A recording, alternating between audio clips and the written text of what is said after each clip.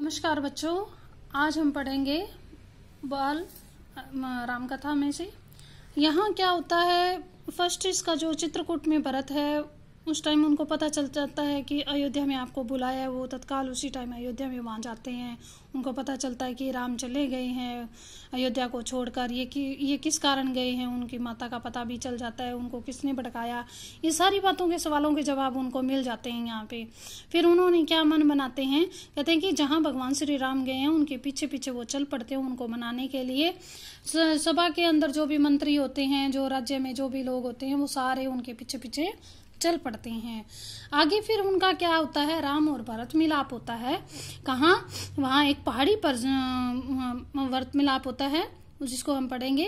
अगले दिन भरत ने राम से राज्य ग्रहण का आग्रह किया, समझाया, विनती की कि अयोध्या लौट चले, पर राम इस चीज के लिए एग्री नहीं हुए। पिता की आज्ञा का पालन अनिवार्य था। पिता की मृत्यु के बाद उनका वो वचन नहीं तोड़ सकते थे। भरत को राजकाज समझाया, कहा अब तुम ही गद्दी संभालो, ये पिता की आज्ञा है। ये बातें किसने कही? राम ने। किसके लिए? भरत के लिए कही। राम भरत संवाद के समय मंत्री और सभासद वहां उपस्थित थे। यानी राम और भरत जब आपस में बात कर रहे थे तो उनके साथ जो भी मंत्री आए थे, सभासद आए थे, जो व्यक्ति आए थे, वो सभी वहां थे। मुनि वशिष्ठ भी थे। भरत बार बार राम से लौटने का आग्रह कर रहे थे, विनती कर रहे थे। राम हर बार पूरी विनम्रता और दृढ़ता के साथ उसे अस्वीकार कर रहे थे।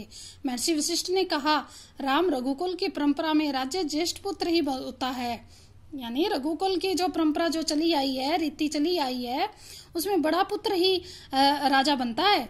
तुम्हें अयोध्या लौट कर अपना दायित्व निभाना चाहिए कि अयोध्या तुम लौट जाओ और वहां जाके अपना राजकाज तुम्हें संभालना चाहिए। ही तुम्हारी रिस्पॉन्सिबिलिटी है। इसी में ही कुल का मान है, इज्जत है।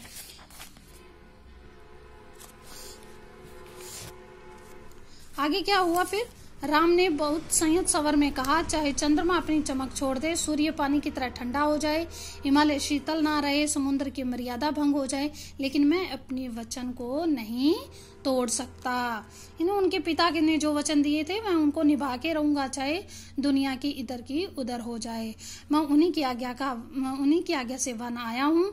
उन्हीं की आज्ञा से भरत को राजगद्दी संभालनी चाहिए। राम किसी तरह लौटने को तैयार नहीं हुए। भरत के चेहरे पर निराशा के भाव थे।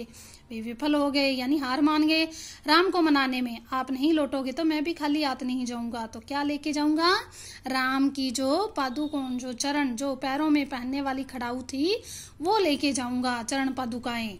मैं 14 वर्ष उसी की आज्ञा से ही राजकाज चलाऊंगा। मैं भी राजगद्दी पे नहीं बैठूंगा, इन खड़ाऊ से ही अपना राजकाज चलाऊंगा। भरत का यह आग्रह राम ने स्वीकार कर लिया, अपनी खड़ाऊ दे दी। भरत ने खड़ाऊ को माथे से लगा लिया और कहा, 14 वर्ष तक अयोध्या पर इन चरण पादुकाओं का शासन रहेगा। सबको प्रणाम कर राम ने उन्हें चित्रकूट से विदा किया। राम की चरण पादुकाओं को एक सुसज्जित यानी एक सजे हुए हाथी पे रखा और प्रतिहारी उस पर चंवर डुलाते रहे, ना फूल जो भी उनके पास था वो उस पे डालते रहे। अयोध्या पहुंचकर भरत ने पादुका पूजन किया। कहा, पादुकाएं राम की धरोहर है, मैं इनकी रक्षा करूंगा, इनकी गरिमा को आंच कभी नहीं आने दूंगा। गरिमा यानी गौरव को।